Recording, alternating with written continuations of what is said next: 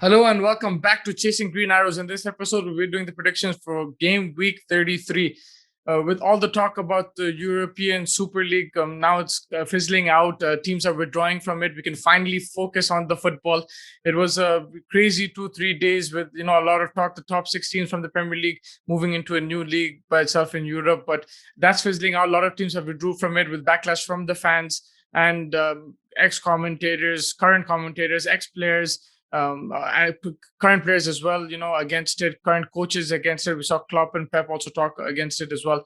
So there's a lot of backlash, but now finally we can focus on the football. That this whole last week was overshadowed with all the Super League talk. Now we can finally focus on the games. I felt that last couple of games in game week 32 have been a bit flat due to all this concentration on the Super League. But finally, I think now we can focus on game week 33. Game week 32, it's not finished yet. There's still a few games, but we thought we'll just record this now because there's only one day. There's not even one day between games. Thursday, game week 32 finishes and game week 33 starts on Friday. So we thought we'll just do our predictions now and take it from there. So the first game, let's start off with the predictions. Zohar, of course, is winning our league right now. Just with a few games left, a miracle needs to happen for me, brother Ashish, to overtake him. He's got all his predictions. I mean, a lot of his predictions spot on this season. So let's start off with this week. Arsenal versus Everton, both coming in with draws. I think Everton would be the happier of the two in terms of draws. I mean, they played against Spurs, Sigurdsson scoring 2 goals. They should have actually won that game. So maybe not fully happy, but Arsenal will be very disappointed drawing against Fulham. They probably really should have won that game, and they almost lost it. So a point in the end was, it looked good, but Arsenal should have won that game. So Arsenal versus Everton, I think both teams, I don't think Arsenal will make it into Champions League. Everton also, it looks difficult, both fighting for a Europa League spot right now. They'll both want to win this game. I just feel it's going to be a draw, 1-1. I think with the Europa League coming up, Arsenal will be focusing on that. So I'll go 1-1 Arsenal versus Everton. The next game, Liverpool versus Newcastle. Liverpool, again, that game against Leeds was kind of flat. Mo Salah was benched. I'm sure he'll start in this game. But Liverpool, attacking-wise, have not been the threat they were last season. They will have to work on that. And they're conceding goals as well with no Van Dijk there. And they are struggling with the centre-back. So I think they have to work it out against a Newcastle team who are, found this new resurgence under Saint Maximin. He's just come back from injury and he's absolutely killing it. The impact he's had in Newcastle games so far, he's probably going to keep them up this season. It's been wonderful. Like going forward, he's created so many chances. He scored goals as well. It's been unbelievable stuff from him. And they look like a team who have confidence now finally, and they will make it tough for Liverpool. I think Liverpool might still nick it, but I'm just going to go with the Newcastle win because Liverpool actually need this win probably a bit more because Newcastle probably have got relegation sorted out, but Liverpool need the top 4 and they probably need a win. But I'm going with a 1-1 draw. I think Newcastle might make it difficult. So 1-1 between Liverpool and Newcastle. West Ham, Chelsea.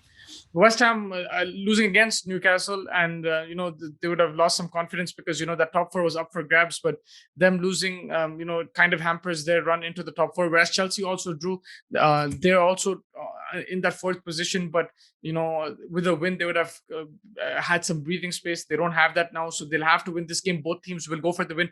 It should be an attacking game, I feel. I'm gonna go West Ham 3-2. They've won a lot of 3-2 games. I know, like, I'm jumping on a train, but also I just feel attacking wise, the likes of Lingard and Antonio, they will provide you goals. Whereas Chelsea defensively recently haven't been as tight as they were before.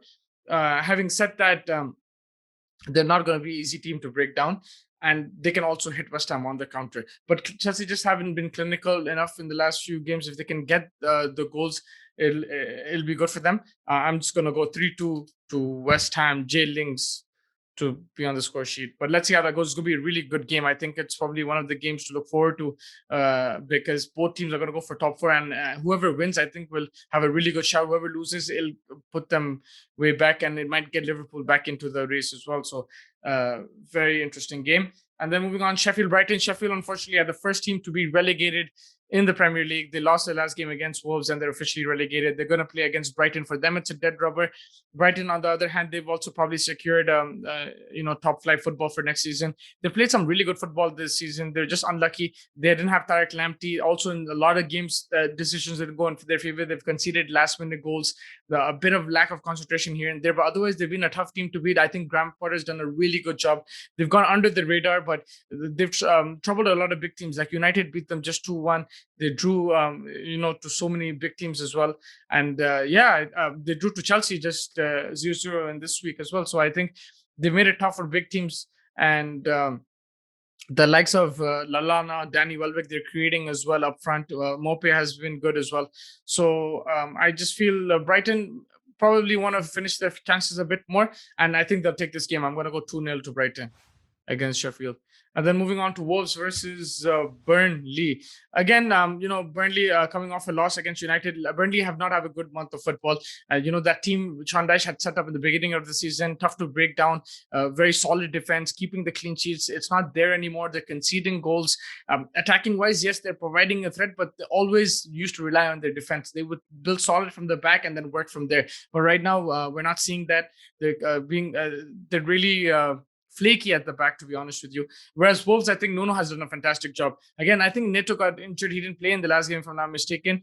But even despite the injuries, Jimenez has been injured. They've sold the likes of Jota and Doherty. So they've missed a lot of players this season, and they haven't replaced them, but they've still continued to fight for it. Nuno's been very smart in his tactics. Of course, not everything has gone their way, but I think they can recuperate and then next season build from this, improve their team, get some signing, get a backup striker for Jimenez. Jimenez will be back fit as well. That will be a big thing for them. So, I'm really looking forward to Wolves. I think Nuno has got them well organized. And in this game, I'm going to go with a 0-0 draw. I feel that Burnley, I don't know, man, Sean Dyche has to do something and try to figure out how to get a point off and try to keep a clean sheet. I know it's a long shot, but I just feel in this kind of game, even Wolves, you've seen in the last couple of games, they scored last-minute goals. If Burnley can hang on, they probably can get a point. So I'll go 1-1 for this game. Leeds versus Man United. Goals aplenty in the last fixture. I think it was 6-2 or something like that. Again, I think there's going to be a lot of goals in this game. United almost securing top 4. They still need a couple of wins, so they will take this game seriously. Leeds, on the other hand, have had a great season. I feel like, they drew against Liverpool in the last game. They've got some wins together. They've been hot and cold this season, but, I think Wisla has done a really good job. Their first season in the Premier League after a long time. And I think it's been wonderful to watch them play. They've been really attractive in terms of their gameplay.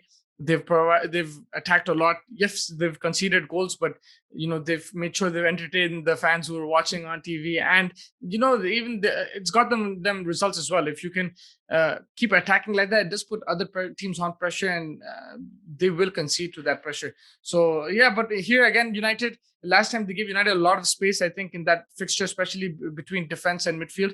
They'll have to close that gap a bit. Of course, you can play attacking football, but defensively, you need to be alert.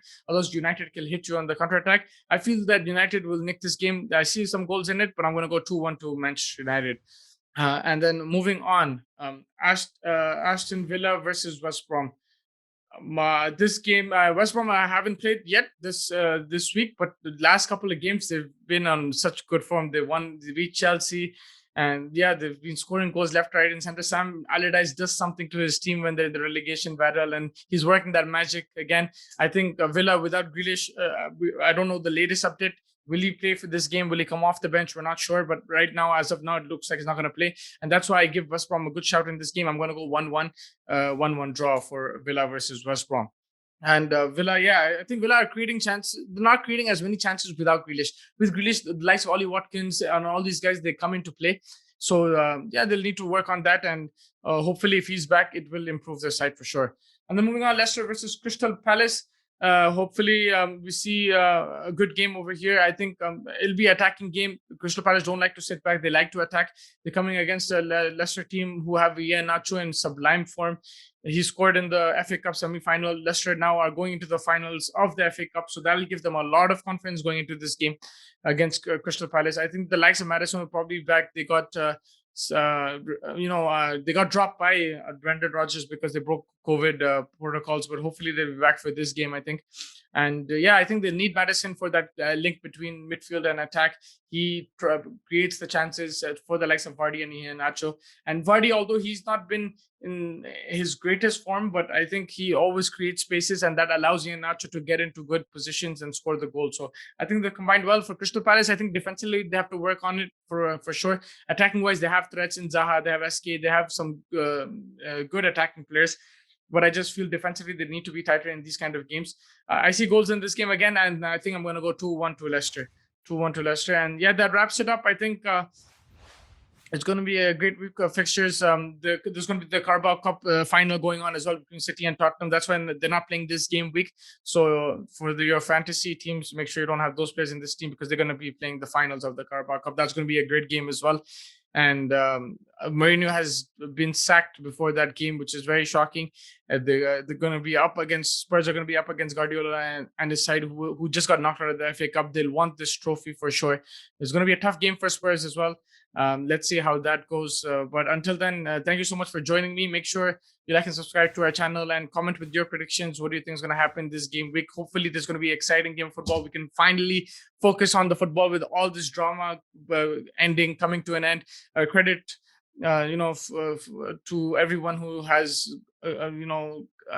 influenced like this decision for the players for the clubs to pull out of this. Yes, it's a money kind of thing and everything, but it's good the likes of Henderson and these Premier League players step up. The coaches have stepped up, fans have stepped up, and we love the Premier League because of its competitive nature. We love to see the top four battle, relegation battle, and the title battle as well. So I think with this being restored, it'll be a lot of fun next season as well. But for this, it looks like a good run in anyway. Right now, the top four battle is on. Thank you so much for joining me, and I'll catch you really soon for the next episodes. Take care and have a good one.